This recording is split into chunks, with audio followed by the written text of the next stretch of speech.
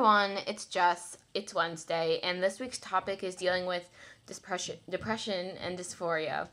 And I picked the topic this week because I felt like it was really relevant to kind of what the community deals with on a daily basis, and it's something that we haven't really addressed on this channel yet. So with that, I personally, let's see, I am clinically depressed, and it's not something that I like to tell people. However, it's not really something I'm embarrassed about either. Basically, my entire life, I always got really, really stressed out and really upset about everything, all the time. My mom used to tell me, she told me that I didn't go a day without crying until I turned 14. And that is a long time. Like, I didn't realize at the time that my behavior was abnormal, but I was a really sad little kid, and I got stressed out really easily, and I cried all the time. And, so, basically, when a certain situation happened, I ended up going to a psychiatrist, and she explained to me that the way my brain worked, basically, serotonin is released in your brain, and then the brain cycles that serotonin back through so it doesn't have to make more. It's like a little recycling system. But in people who are depressed, in their brains, the serotonin isn't cycling all the way back through, and your brain isn't getting enough of it. So that is what causes depression, and medicine will cause the little recycling system that makes your brain cycle the serotonin back through, that causes it to stop completely. So your brain always has to make new serotonin instead of cycling it back through. Does that make sense? So that is the chemical idea of depression, and that's why it happens. And it's not something that I could have controlled. And I was in therapy for 3 years before I started going to a psychiatrist. And in those 3 years, nothing changed. And I was still just as depressed as I was. And I didn't know that I was depressed until I started taking medicine. And I was like, oh my goodness. It was one of those things where I never knew what happiness felt like because I had never felt it. And I thought that what I was feeling was happiness, but then I realized that I was never a happy person because I lived my entire life having never experienced genuine happiness. It was amazing, and I don't take, happy pills. I just take a medicine to help my brain create serotonin the way that it's supposed to. And, if somebody doesn't have enough insulin in their system, they inject insulin. It's the same thing.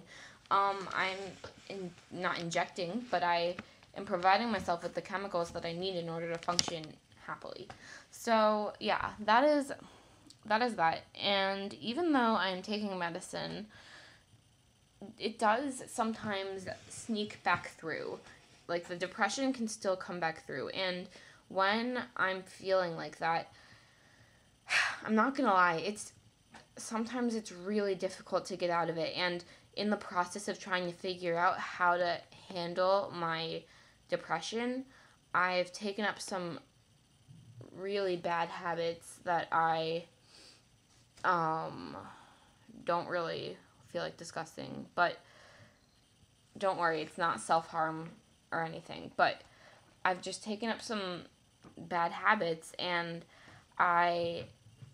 it's difficult, but what I've found is that writing, for me, is very helpful, along with, I'm really ADD, reading is also very helpful for me, because I really in both situations, you kind of can put yourself in another world, and I like writing, fiction, because you can put yourself in a made-up world. You can create this entire world, just however you want it to be, that's how it is, and I really love that a lot. Okay, I guess that's all for that. If anybody's struggling with depression or anything, or has any questions at all, I'm more than happy to answer them. Because I'm not embarrassed about it. I mean, I don't tell a lot of people because it doesn't usually come up in conversation because I don't seem like I'm depressed, which is a good thing. Okay, so the next part of the question was to read your favorite poem. And my favorite poem is really long, so bear with me. Yeah, I'm going to say my goodbyes now and then just read it. It's called The Invitation by Oriah Mountain Dreamer, and it's a phenomenal poem. It's beautiful. And I guess you can you'll be able to understand why I like it as I read it. But yeah, it was great to talk to all of you, and I hope you have a wonderful Wednesday and a happy Thanksgiving. Actually, no, I can wish you happy Thanksgiving next Wednesday. Thanksgiving break is coming up. You guys can make it through. And yeah, that is all. Bye, guys.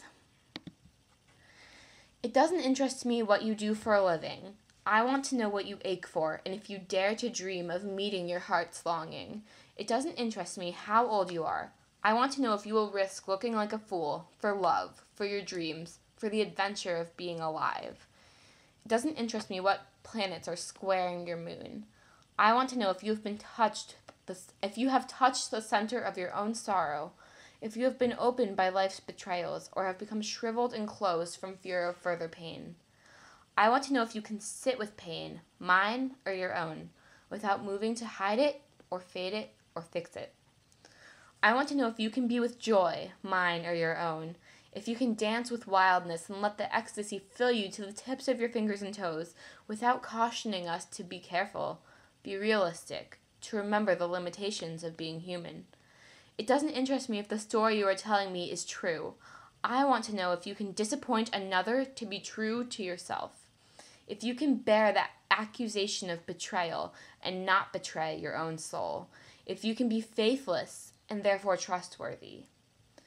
I want to know if you can see beauty, even when it's not pretty, every day. And if you can source your own life from its presence. I want to know if you can live with failure, yours and mine, and still stand on the edge of the lake and shout to the silver of the full moon, yes. It doesn't interest me to know where you live or how much money you have. I want to know if you can get up after a night of grief and despair, weary and bruised to the bone, and do what needs to be done to feed the children. It doesn't interest me who you know or how you came to be here. I want to know if you will stand in the center of the fire with me and not shrink back. It doesn't interest me where or what or with whom you have studied. I want to know what sustains you from the inside when all else falls away. I want to know if you can be alone with yourself, and if you truly like the company you keep in the empty mountains.